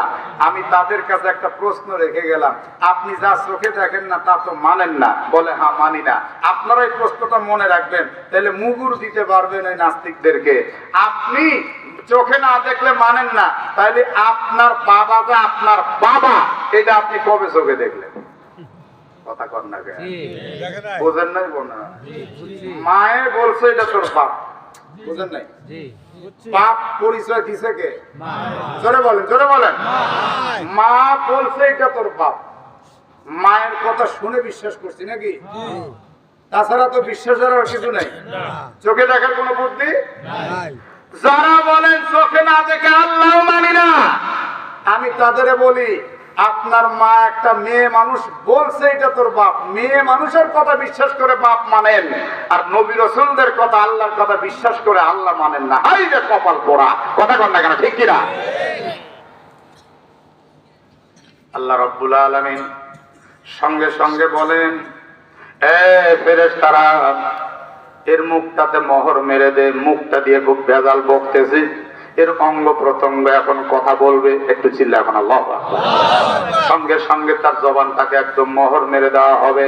সূরা ইয়াসিনের মধ্যে আল্লাহ রাব্বুল আলামিন বলেন আল ইয়াউমা নাখতিমু আলা আফওয়াহিহিম ওয়া তুকাল্লিমুনা আইদিহিম ওয়া তাশহাদু আরজুলুহুম বিমা কানু ইয়াকসিবুন। দস্তে গুয়াদ মানচুনি দজদিদা আম লব্বে গুয়াদ মানচুনি বুসিদা আম চশমে গুয়াদ দিদা আম সুয়ে হারাম চশমে গুয়াদ দিদা আম সুয়ে হারাম গোশে গুয়াদ চিদাম সামরুল কালাম গোশে গুয়াদ চিদাম সামরুল কালাম। আর একজন কবি কত সুন্দর করে আরো বিস্তারিত ব্যাখ্যা দিয়ে বলছেন এই হাত কাল হাসরের ময়দানে বলবে আল্লাহ আমাকে দিয়ে চুরির কাজটা করছে, আমাকে দিয়ে বাজে বাজে কাজ করছে, আল্লাহ তুমি এর বিচার করো আল্লাহ। সঙ্গে সঙ্গে ঠোঁট কথা বলতে থাকবে আল্লাহ এই ঠোঁট দিয়ে পরনারীকে চুম্বন করেছে, খারাপ খারাপ কাজ করছে, হারাম খাবার খাইছে, আল্লাহ এই আসামির বিচার করো। চোখ বলতে থাকবে আল্লাহ এই চোখ দিয়ে তোমার করণ দেখে নাই, এই চোখ দিয়ে তোমার ভালো ভালো জিনিসগুলো দেখে নাই, তোমার সৃষ্টি দেখে নাই, নোংরা নোংরা জিনিসগুলো দেখছে, আল্লাহ এই চোখের বিচার তুমি করো, এই আসামির বিচার করো। কান বলতে থাকবে আল্লাহ এই কান দিয়ে খারাপ খারাপ কথা শুনছে, আল্লাহ এই কানের বিচার তুমি করতে থাকো। অতাশহাদু আরজুলুহুম বিমা কানু ইয়াকসিবুন। আর পা সাক্ষী দিবে আল্লাহ আমাকে নিয়ে হাঁটিয়ে হাঁটিয়ে সব খারাপ খারাপ জায়গায় গেছে, আল্লাহ তুমি আসামির বিচার করতে থাকো। এই কথার দ্বারা কি প্রমাণ হলো? আমার যে চোখ আমি বলতেছি আসলে চোখের মালিক আমি না, আমার যে জবান বলতেছি আমার জবান আমার না, আমার যে কান বলতেছি কান আমার না, আমার হাত আমার না, আমার পা আমার না। একটু চিৎকার করে বলুন তো আমার দেহের মধ্যে যা কিছু আছে এই সব কিছুর মালিক কে?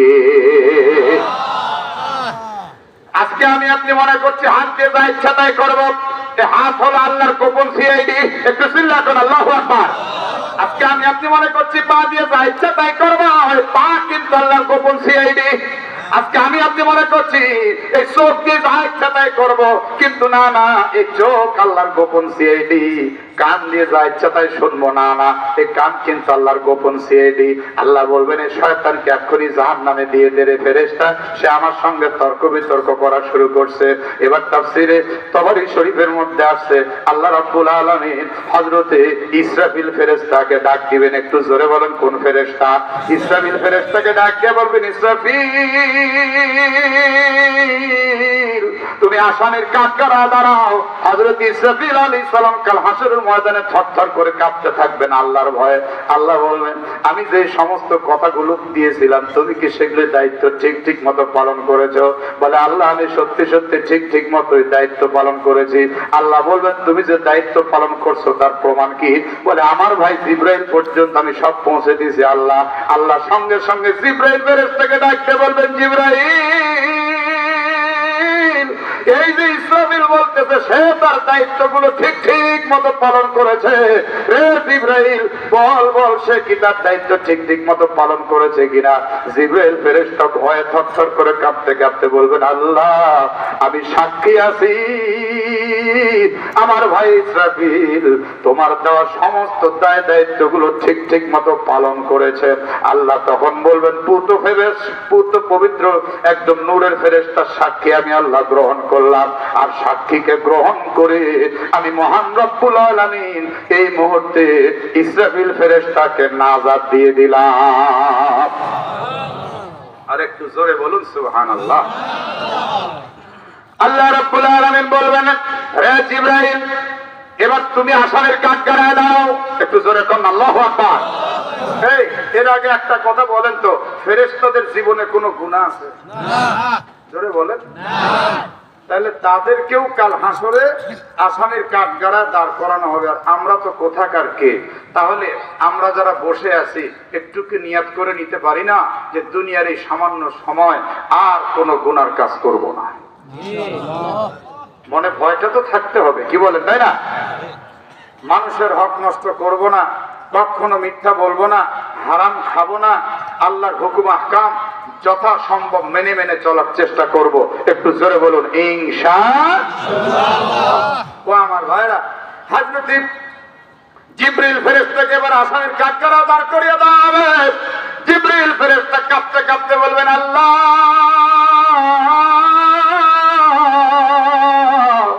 আপনি যত দায়িত্ব দিয়েছেন আমি সব দায়িত্বগুলো সঠিক মতো পালন করেছি। আল্লাহ বলবেন তুমি যে দায়িত্ব পালন করছো তোমার সাক্ষীকে আজকের হাসরের ময়দানে সাক্ষী ছাড়া আমি কারো কথাই গ্রহণ করব না। আল্লাহু আকবার। হযরত জিবরিল ফেরেশতা বলবেন, আল্লাহ সমস্ত নবী রাসূলগণ আমার সাক্ষী, আমি সব নবীর কাছে আপনার পয়গামগুলো যথাযথ পৌঁছে দিয়েছি।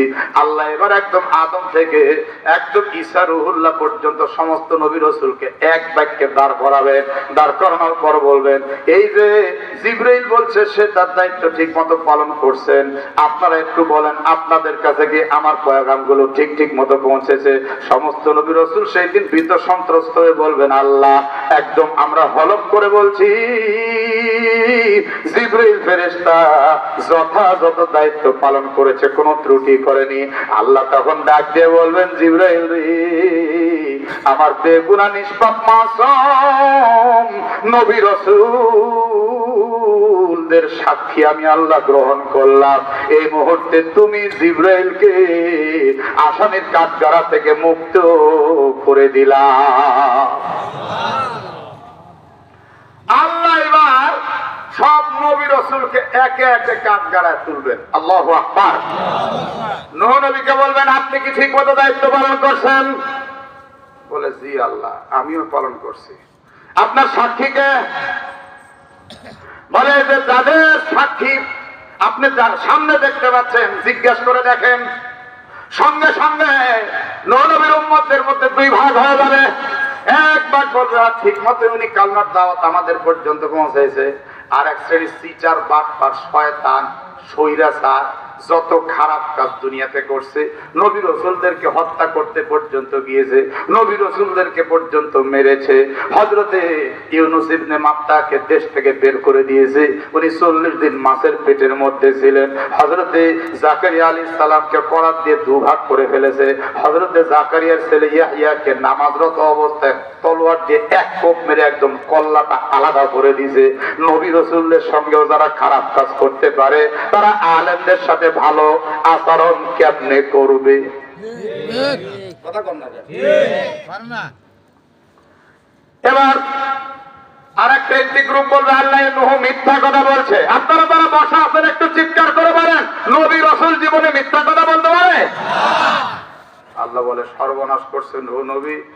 এটা কি হইল? আপনার বিপক্ষেও তো যাচ্ছে কথা, আপনি তো ঠিক মতো দায়িত্ব পালন করলে এমন কথা হতো না। এরা তখন বলে জি আল্লাহ ঠিকই, উনি কিন্তু কালেমার দাওয়াত আমাদের কাছে পৌঁছান নাই। আল্লাহ উনি যদি কালেমার দাওয়াত পৌঁছাতো, আজকে বেঈমান হয়ে হাসরে আপনার সামনে আমাদের দাঁড়াতে হতো না। আল্লাহ তখন বলবেন রে নূহ, আপনার সাক্ষীকে একটু বলেন তো। হযরত নূহ আলাইহিস সালাম তখন একটা আশ্চর্য কথা বলবেন, আল্লাহ গো, আমার সাক্ষী হলো আখিরি জামানার পয়গম্বরের উম্মত মুহাম্মদুর রাসূলুল্লাহর উম্মত। আরেকটু জোরে কন্যা সুবহানাল্লাহ। আমাদের নবীর নাম কি? যার সাথে প্রেম কম তার নাম নিতে একটু লেট হয়। নবীর সাথে প্রেম কম, এই জন্য নবীর নাম নিতে একটু লেট হচ্ছে। নবীকে এমন ভালোবাসা বাসতে হবে, তার নামটা যেন আমাদের একদম ছোটের আগায় থাকে, মুহাম্মাদুর রাসূলুল্লাহ। আওয়াজ করে সকলে ভালোবাসা জড়িয়ে বলুন সাল্লাল্লাহু আলাইহি ওয়াসাল্লাম। ভাইরা আমার, নূহ নবীকে আল্লাহ সাইড করলেন, দেখি আপনি সাইডে যান, আরেক নবী আসেন, আরেক নবী আসেন, আরেক নবী আসেন, ঈসা নবী পর্যন্ত সকলকে দাঁড় করাবেন, আর সবার উম্মতের দুই ভাগ হয়ে যাবে। হায় হায় হায়, এক উম্মত বলবে উনি ঠিক মতো কালেমার দাওয়াত পৌঁছাইছেন, আর এক উম্মত বলবে না, উনি কিন্তু কালেমার দাওয়াত পৌঁছায়নি। খালি দুনিয়াতে বিতর্ক না, হাসরের ময়দানে ওরা বিতর্ক করবে আল্লাহর সামনেও। এই বিতর্কিত দল বর্তমান সমাজে আছে না না? আছে না নাই? এক কথার উপরে আমার এতক্ষণ কিন্তু চলছে। একটু সাইডে আর একটু সামনে টানবো, খেয়াল করে শোনেন, একটা অবস্থানে আগে আসি। আর ওই দিকে কিন্তু এক কথা চলে গেছে, হযরত আলীর সামনে, উনার বাসভবনের সামনে এমন একটা মানুষ নিয়ে মিছিল শুরু করছে, 1 বছরের সন্তানের বাপ আর 1 বছরে নিজেই সন্তানের মা। হুজুর এটা কেমন মানুষ বুঝলাম না, আপনি একটু সমাধান দেন। মনে আছে না? মনে আছে তো? আচ্ছা, এরপরে এইখানে এসে এমন বিতর্ক শুরু করছে, এখন বিতর্ককারীরা সব মিলে আল কুফরু মিল্লাতুন ওয়াহিদা, এক হয়ে গেছে। একটু জোরে কন্যা নাউযুবিল্লাহ।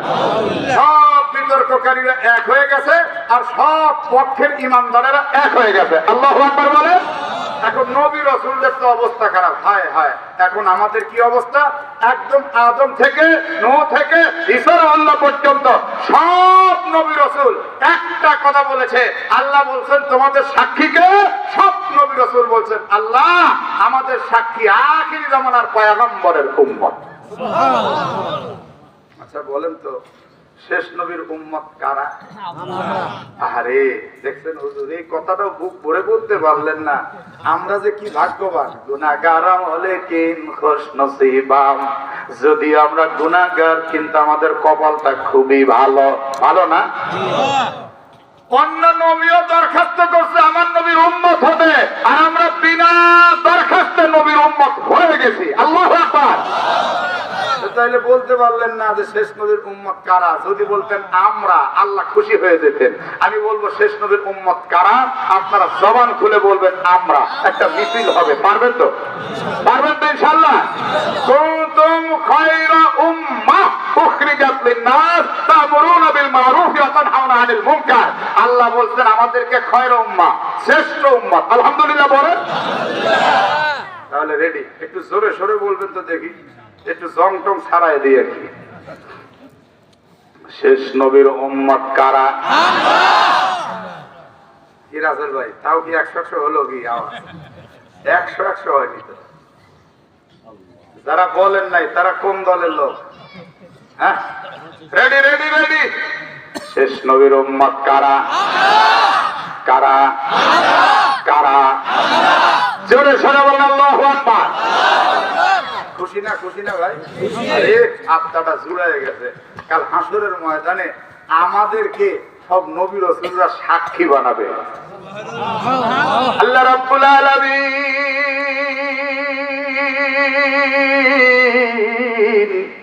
সঙ্গে সঙ্গে আমাদেরকে ডাক দিবেন। সুবহানাল্লাহ।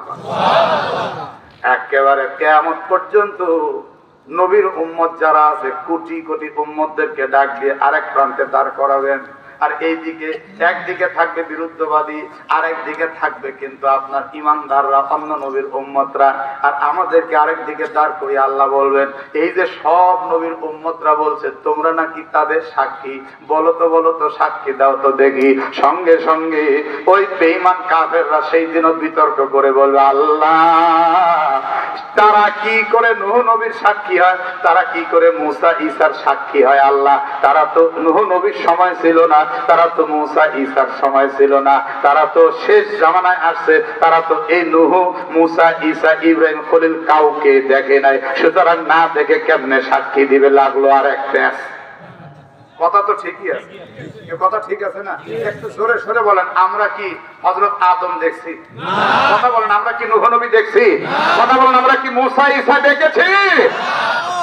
তাহলে এই কথা হুজুর কোরআনের কি কোনো আয়াতে আছে? জি ইনশাআল্লাহ, এই কথা কোরআনের কি স্পষ্ট আয়াতেই সমাধান আছে। আপনারা শুনবেন তো?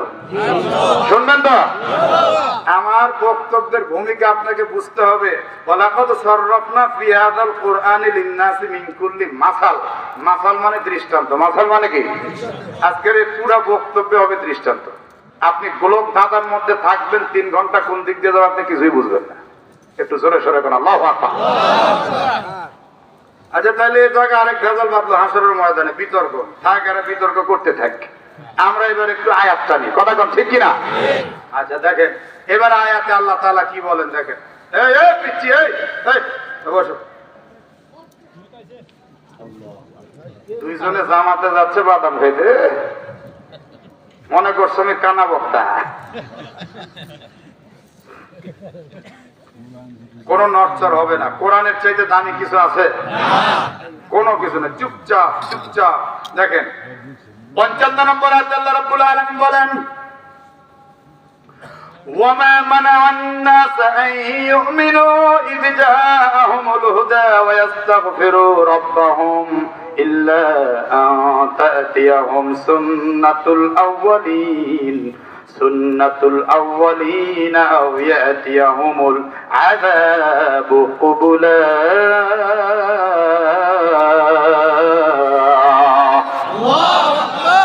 আল্লাহ তাআলা এবার জানিয়ে দিচ্ছেন কোন জিনিস মানুষকে মানা করলো, নিষেধ করলো ঈমান গ্রহণ করতে। যখন তাদের নিকটে আল হুদা চলে আসছে, আল কোরআন, হুদা আই আল কোরআন, যখন তাদের নিকটে কোরআন চলে আসছে, ওয়াস্তাগফিরু রাব্বাহুম, রবের নিকটে, তাদের রবের নিকটে ইস্তেগফার করতে কোন জিনিস তাদেরকে মানা করলো, কোন জিনিস তাদেরকে ঈমান আনার থেকে বিরত রাখলো? কাদেরকে? ওই মক্কার কাফেরদেরকে। কথা মনে আছে না নাই? ওরা আল্লাহর রাসূলকে যে বলতেছিল তুমি তো একটা মানুষ, তুমি আবার কেমনে নবী হইলা? মনে আছে না নাই? এগুলা আলটা বলতা অজুহাত দিয়ে ওরা ঈমান আনতো না, কালেমা পড়তো না। তাই আল্লাহ বলতেছেন তাদের কাছে যখন কোরআনই চলে আসলো, কোরআন আসার পরেও তাদেরকে কোন বিষয়, কিসে নিষেধ করলো ঈমান আনতে? কোন কারণে তারা আল্লাহর কাছে ইস্তেগফার করছে না? কোন কারণে তারা ঈমান আনছে না? একটা কারণ আছে না? দেখেন কারণটা কি আজীব এক কারণ। এই কারণটা শুনলে কি এখন রাগ করবে? রাগ করবেন নাকি? টেনশন হচ্ছে? No tension. আস্তে আস্তে খালি মনে ঘুম থেকে উঠে লোক আসতেছে, ধীরে ধীরে খালি জমতেছে। আলহামদুলিল্লাহ, আলহামদুলিল্লাহ। কোন টেনশন করেন না, কোন টেনশন করেন না। বরকতের মালিক কে? হ্যাঁ। এই যে কারণ, এই কারণটা আল্লাহ বলছে ইল্লা আন তা'তিয়াহুম সুন্নাতুল আউওয়ালিন আও ইয়াতিয়াহুমুল আযাবু কুবুলা। নাউযুবিল্লাহ। সব জায়গায় আল্লাহু আকবার না, কিছু জায়গায় নাউযুবিল্লাহ কোয়া লাগে। কারণ হলো বলছে আরে তাদেরকে ঈমান আনতে তো আর ইস্তেগফার করতে তো কেবলমাত্র বাধা প্রদান করছে একটি বিষয়, সেটা হচ্ছে তাদের নিকটে আসবে সুন্নাতুল আউয়ালিন, তাদের পূর্ববর্তীদের যে রীতি রেওয়াজ সিস্টেম, আউয়াতিয়াহুমুল আযাব কুবুলা, অথবা তাদের নিকটে আসবে একদম প্রকাশ্য শাস্তি, সরাসরি শাস্তি। অর্থাৎ আগেকার সময়ে আল্লাহ অন্যান্য জাতিদেরকে আকাশ থেকে পাথরের বৃষ্টি বর্ষণ করে শেষ করে দিয়েছেন, হয়তো জিবরাইলের একটা চিৎকার দিয়ে শেষ করে দিয়েছেন, অথবা আগুনের বৃষ্টি দিয়ে শেষ করে দিয়েছেন, এই যে গজব দিয়ে শেষ করছেন, অথবা দেখা যাচ্ছে উকুনের শাস্তি দিয়েছেন, রক্তের শাস্তি দিয়েছেন, ইত্যাদি ইত্যাদি কত রকম শাস্তি আমার আল্লাহ দিয়েছেন, পঙ্গপালের শাস্তি দিয়েছেন। এখন এরা বলতেছেন, ও মুহাম্মদ, তুমি যে বললা যে ঈমান না আনলে তুমি আমাদের ভয় দেখাইলেই হবে, সে হবে অমুক শাস্তি তমুক শাস্তি, তাহলে দেখি না শাস্তি আসুক, আমরা একটু দেখতে চাই। দেখবেন আমাদের দেশেরও কিছু চামচা আছে, ওরাও কিন্তু এরকম হ্যাডাম দেখার দেখি না, দেখি আগে কথা কর না কেন সুন্নাতুল আউয়ালিন। আবার কয় আমাদের পূর্ববর্তী নেতারা যে আদর্শ পালন করে গেছে, আমি আমার সেই নেতার আদর্শ পালন করতে চাই, সে নেতার আদর্শের বাইরে আর কোনো আদর্শ আমি ধরতে চাই না। তুমি মগা যদি কোরআনের আদর্শ না ধরো, তুমি তো ঈমানদারি না। কথা বলে রাগ করছেন, আমার কথায় রাগ করছেন। সুন্নাতুল আউয়ালিন পূর্ববর্তীদের সুন্নাত, কয় আমার অমুক নেতার সুন্নতের বাইরে আমি যাই না, অমুক নেতার সুন্নতের। প্রত্যেকটা দল বাংলাদেশে দেখেন যত দল আছে, প্রত্যেকটা দল কিন্তু দলের আদর্শের বাইরে যায় না। আর দলের আদর্শ ঠিক রাখতে গিয়ে এই 5ই আগস্টের পরে অন্তর্বর্তী সরকারের সময়ও কিছু ঘটনা ঘটেছে। মসজিদের আযান চলছে, আযানের সময়ও তারা বক্তৃতা দিয়েই গেছে। আস্তাগফিরুল্লাহাল আযীম। এই কালচার তো ছিল কাফেরদের, এই কালচার তো ছিল মুশরিকদের। তুমি মুসলিম বলে দাবি করো, আবার তুমি তোমার নেতার আদর্শ ছাড়তে পারো না। কোরআন বলে তুমি মুসলিম হতেই পারো না। তো আল্লাহ রাসূলকে বলে দিয়েছে যে আমরা পূর্ববর্তীদের আদর্শ যতক্ষণ আমাদের কাছে না আসবে, আর যতক্ষণ সরাসরি কোনো শাস্তি না আসবে, ততক্ষণ আমরা ঈমান গ্রহণ করব না। এই বলে তারা ঈমান থেকে দূরে সরে পড়েছে। আল্লাহ রাব্বুল আলামিন তখন আফসোস করে বলছেন, দেখো তোমরা যে মনে করছো আমি নবী রাসূলদেরকে অহেতুক পাঠাইছি, আমি নবী রাসূলদেরকে এমনি এমনি পাঠাইনি। আর নবী রাসূলরা তোমাদেরকে মারপিট করে করে ইসলাম মানাবে না। দেখো আমি আল্লাহ তোমাদেরকে বলছি। আল্লাহ এবার 56 নম্বর আয়াতে এই কথাই বলছেন, وما نرسل المرسلين إلا مبشرين ومنذرين ويجادل الذين كفروا بالباطل ليدحضوا به الحق واتخذوا آياتي وما أنذروا هزوا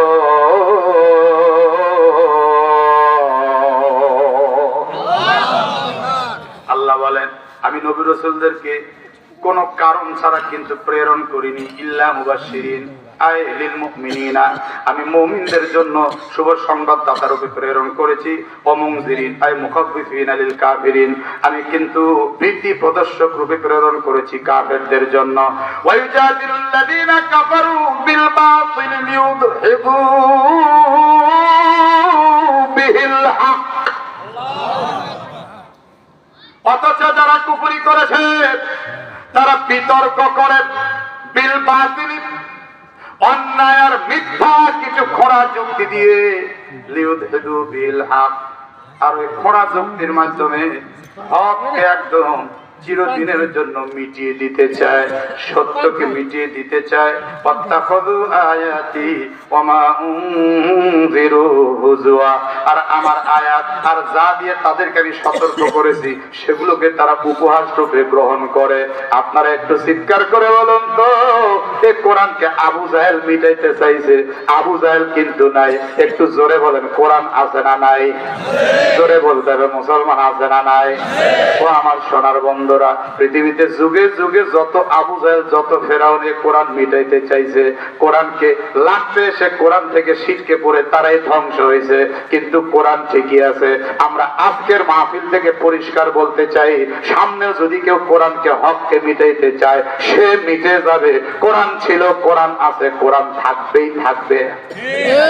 থাকবে না? থাকবে না? কি বলে ও আমার ভাইরা, এরপরে এরা উপহাস করছে আলেমদের নিয়ে, টুপিওয়ালা নিয়ে, দাড়ি নিয়ে, তারপরে জুব্বা নিয়ে, নামাজ নিয়ে, রোজা নিয়ে, হজ নিয়ে। কথা কন না কেন, কথা কন। আপনাদের সখীপুর থানার পার্শ্ববর্তী থানা নাম কি? হজ নিয়ে কটূক্তি করেনি? কথা কয় না, কথা কয় না রে। এই নাস্তিক তো কয়দিন আগেও বলছে আমার কোনো পাপ নেই। অথচ আল্লাহ রসুল বলছেন কুল্লু বানি আদামা খাতাও, সব বনি আদম পাপী পাপী। আল্লাহু আকবার। আরে বেটাকে আমার কোনো পাপ নাই। বেটা তোর মুখে তো দাড়ি, কথা কর না কে? আমার কোনো পাপ নেই, আমি কেন আমিন আমিন বলবো? তো কই জায়গা যাইতে কইছে কি রে? দেখেন কোরআনের সাথে সব মিলে যাচ্ছে। একটু মিলিয়ে নেন। মক্কার কাফেরদের যে সমস্ত আচরণ ছিল, আর তারা অন্যায় মিথ্যা কিছু খোঁড়া যুক্তি দিয়ে আন্দাজে একটা করে তর্ক লাগায় দিত। আমাকে একদিন এক লোক এসে বলে, হুজুর আমি কোরআন পড়ে একটু কনফিউশনে পড়ে গেলাম, মানে ভাষাটা বুঝেন। আমি বললাম কোরআন পড়ে কনফিউশনে পড়েছেন, কিভাবে পড়েছেন? বলে কেন হুজুর? বঙ্গানুবাদ আমি পড়েছি, 30 পারা কোরআন পড়েছি। তো বললাম খালি বঙ্গানুবাদ পড়লে কনফিউশন কেন? আপনি নাস্তিক হয়ে যাবেন। কারণ বাংলা আমার আপনার মাতৃভাষা, তারপরেও বাংলা সাহিত্য আপনি একা শিখতে পারবেন? অনেক গ্রামার আছে না ভাই? আপনি ইংরেজি শিখতে যাচ্ছেন, মাস্টার ছাড়া পারেন না। আপনি অঙ্ক শিখতে যাচ্ছেন, মাস্টার ছাড়া পারেন না। আপনি কোরআন শিখে ফেললেন একা একা। আপনি এত বড় সলিমুদ্দি কবে হইলেন গো? কোরআনের বাংলা দিয়ে যদি আমাকে কেউ 30 পারা কোরআন বুঝাই দিতে পারে তাফসীর ছাড়া, আমি বক্তব্যই বাদ দিয়ে দিব। আপনি খালি তরজমা পড়ে পড়ে আপনি কোরআনের কতটা আয়াত বুঝবেন? সব বুঝবেন না। কারণ আয়াত তো দুই ভাগে বিভক্ত, সুস্পষ্ট অস্পষ্ট। সুস্পষ্ট কিছু আয়াত না আপনি বুঝবেন, অস্পষ্ট আয়াত ব্যাখ্যা সাপেক্ষ। ব্যাখ্যা ছাড়া, তাফসীর ছাড়া আপনি কেমনে বুঝবেন? তো বললাম যে আপনি কনফিউশনে পড়ে গেলেন, কি হয়েছে বলুন তো? বলে হুজুর আমি কোরআনের সূরাতুল মাইদা 90 এবং 91 নম্বর আয়াতে দেখলাম মদ জুয়া হারাম। বললাম হ্যাঁ, কথা তো ঠিকই। তখন এই কোরআনের আয়াত বের করা হলো, তখন তার সামনে পড়া হচ্ছে, ইয়া আইয়ুহাল্লাযীনা আমানু ইন্নামাল খামরু ওয়াল মাইসিরু ওয়াল আনসাবু ওয়াল আযলামু রিজসুম মিন আমালিশ শাইতানি ফাজতানিবুহু লাআল্লাকুম তুফলিহুন।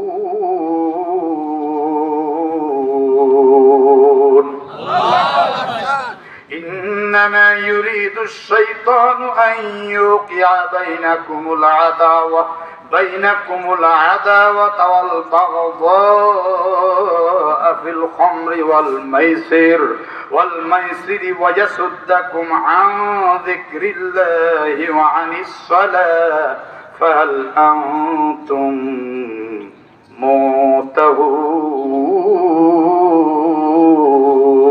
منتهون؟ আল্লাহ রাব্বুল আলামিন বলেছেন, হে ঈমানদাররা, নিশ্চয়ই মদ, জুয়া, মূর্তি পূজার বেদী আর ভাগ্য নির্ণায়ক তীর, রিজসুন, এগুলো হলো নাপাক। নাপাক কথা বলেন, এগুলো কি? মিন আমালিশ শাইতান, এগুলো হলো শয়তানের কাজ। একটু জোরে জোরে এক আওয়াজে চিৎকার করে বলে দেন, জুয়া খেলা ভালো কাজ না শয়তানের কাজ? তারপরে বলেন মদ খাওয়া ভালো কাজ না শয়তানের কাজ? তারপরে বলেন তো মূর্তি পূজা, এগুলি ভালো কাজ না শয়তানের কাজ? তারপরে জোরে জোরে বলুন, ভাগ্য নির্ণয় করার জন্য আমি আপনি চিন্তা করা, এটা কিন্তু শয়তানের কাজ। কথা বল না কেন, ঠিক কিনা? আল্লাহ বলেন রিজসুম মিন আমালিশ শাইতান ফাজতানিবু, এগুলিকে তোমরা ছেড়ে দাও, লাআল্লাকুম তুফলিহুন, তাহলে তোমরা কামিয়াব আর সাকসেস হয়ে যাবে। চিল্লাতেন আল্লাহু আকবার। আল্লাহ রাব্বুল আলামিন এগুলিকে কেন ছেড়ে দিতে বললেন? ইন্নামা ইউরিদুশ শাইতানু আন ইউকিয়া বাইনাকুমুল আদাওয়াতা ওয়াল বাগদা ফিল খামরি ওয়াল মাইসিরি, মূলত শয়তান এই মদ আর জুয়ার মাধ্যমে যাচ্ছে তোমাদের মাঝে বিদ্বেষ আর শত্রুতা সৃষ্টি করতে, ওয়াসুদ্দাকুম আন যিকরিল্লাহি ওয়া আনিস সালাত, আর তোমাদেরকে আল্লাহর জিকির আর নামাজ থেকে সরিয়ে দিতে চাচ্ছে। ফাল আনতুম মুনতাহুন। এই আয়াত আমি তাকে পড়ে শোনালাম, সেও শুনলো, শুনে বলে হুজুর কনফিউজটা আমার এই প্যাঁচটা বেঁধেছে হলো সূরা মুহাম্মাদে গিয়ে। কোন আয়াতে গিয়ে?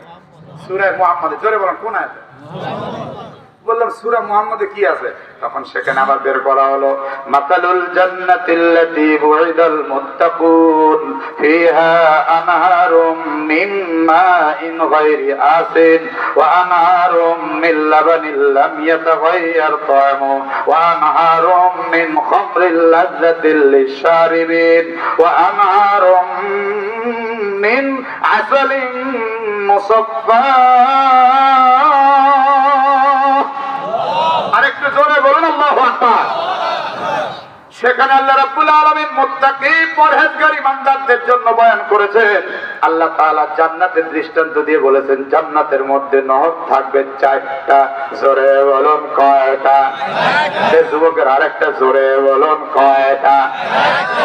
স্বচ্ছ পানির নহর, দুধের নহর, তারপরে শরাবের নহর, তারপরে মধুর নহর। তাহলে পানির নহরও থাকবে জান্নাতে, দুধের নহরও থাকবে জান্নাতে। একটা না, নহর শুধু বলেন নাই, আনহার বলেছেন। এক একটা প্রচুর নহর থাকবে, প্রবাহিত থাকবে। ও আমার ভাইরা, এরপরে আল্লাহ বলেছেন মদের নহরও থাকবে, এরপরে আল্লাহ বলেছেন মধুর নহরও থাকবে। সুবহানাল্লাহ। এখন এই জায়গায় কয় হুজুর সূরা মাইদার 90 নম্বর আয়াতে আল্লাহ বললেন রিজসুম মিন আমালিশ শয়তান, এগুলো শয়তানের কাজ। আল্লাহ এই যে তানিবু বলে মদকে ছেড়ে দিতে বললেন, তো ছেড়ে দিতে বললেন তার মানে হারাম। বললাম হ্যাঁ হারামই তো। তাইলে জান্নাতে মদ আবার হালাল হলো কে? কথা কিন্তু কইছে একটা কঠিন ভাবে কোরআন দিয়ে বলছেন, আপনি কি উত্তর দেবেন বলেন তো? কি এর একটা মাথার মধ্যে হঠাৎ করে কি এরকম হয়ে যাবে না, এলোমেলো হয়ে যাবে না? তো সর্বনাশ করছে। তাই তো দুনিয়াতে মদ হারাম, জান্নাতে হালাল, তাহলে আল্লাহ এটা করলো কেন? এই লোকটা এই কথা বলতে বলতে আমাকে অনেক বাজে কথা বলে ফেলেছে। কয় দেখেন এই দুনিয়াতেও আল্লাহ তাআলা আমাদের বিবাহ শাদী, সন্তান সন্ততির খাওয়া দাওয়া ভোগ বিলাসের মধ্যে রাখছেন। মরার পরেও একটু ভালো কাজ যদি করে যায় তো মরার পরেও জান্নাতে খাওয়া দাওয়া আর এই 72টা হুর আর এই সমস্ত নারী নিয়ে ফষ্টি নষ্টি, এইগুলাই আমার আল্লাহ কোরআনে বলছেন। অতএব এটা কোনো মানুষের জীবন হতে পারে না। আমি কোরআনকে বিশ্বাসই করি না। জোরে বলেন, জোরে বলেন। এই প্রশ্নগুলো আমি পড়াশোনা করে বলছি, নাস্তিকদের কাছ থেকে শুনেও বলছি। আপনি ইউটিউবে সার্চ দিলে দেখবেন এরকম প্রচুর নাস্তিক উল্টা পাল্টা বকতেছে আল্লাহ কোরআন নিয়ে। আপনি তাকে কি জবাব দিবেন? এই সমস্ত তাফসীর মাহফিলে বসে এই যে বিল বাতিল বাতিল কিছু কথা মেমোরি যদি আপনার পরিষ্কার না হয় কথা নিয়ে, তো আপনি এখান থেকে কি নিয়ে যাবেন? কিছু তো নিয়ে যেতে হবে। কথা ঠিক কিনা? আচ্ছা তাহলে মদ দুনিয়াতে হারাম হলো কেন আর জান্নাতে মদ আল্লাহ হালাল করলেন কেন? এটার একটা জবাব আছে না নাই? আচ্ছা অনেক প্রশ্ন খালি করে রাখলে তো হবে না, জবাবটাও তো দিতে হবে। কি বলেন, তাই না ভাই? আর যে প্রশ্ন দুইটা আটকায় রাখছি তাই বলে আরো আটকাবো তা না। এটার জবাব দিই, শোনেন, দিয়ে বা সামনের দিকে আগে।